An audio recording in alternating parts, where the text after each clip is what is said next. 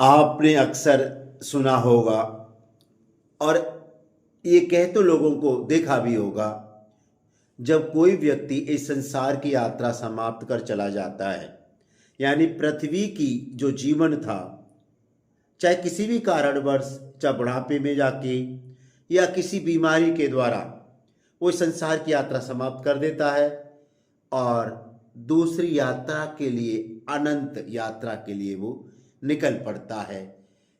ऐसे लोगों को के बारे में ये जरूर सुना होगा, उसकी तो इतनी ही उम्र लिखी थी या ईश्वर को यही मंजूर था।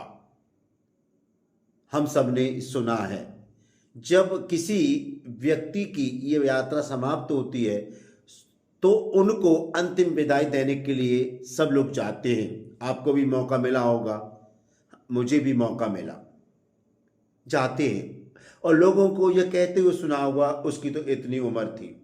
यह मायने नहीं रखता कि आदमी 100 साल में जा रहा है, 90 साल में जा रहा है, 80 साल में जा रहा है या बीमारी से जा रहा है, यानी उसके शरीर का अंत हो गया, देह का अंत हो गया, वो अनंत यात्रा के लिए निकल पड़ता है।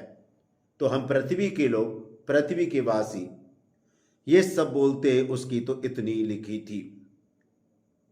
तो प्यारे प्रभु भक्तों, इसके इतर ईश्वर का वचन हमें और को सिखाता है। ईश्वर का वचन हमें इतनी सटीक जानकारी देता है, ईश्वर को वचन को सुनकर हमें बहुत ही अच्छा लगता है। जब लोग ये बोलते हैं उसको तो इतनी उम्र लिखी है 70 साल, तेरी 70 साल जिएगा या कि 80 साल जिएगा। जब लोग ये बोलते हैं तो 70 साल जिएगा, 80 साल जिएगा, चाहे यानी इतनी उम्र लिखी है, चाहे अच्छा आदमी है चाहे बुरा आदमी है, उसकी इतनी उम्र लिखी है।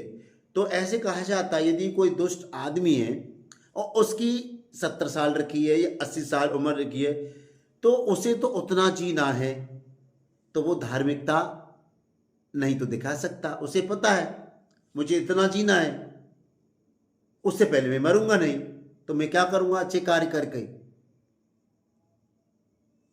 तो इसके संदर्भ में ईश्वर हमसे बोलते हैं अपने वचन में, जितनी उम्र लिखी है उतना ही जीना है, ऐसे कहा जाता है, पर धर्म ग्रंथ के अनुसार ऐसा नहीं। आगे ईश्वर कहते हैं, पुत्र मेरी शिक्षा को मत भुलाओ, मेरी आज्ञाओं को अपने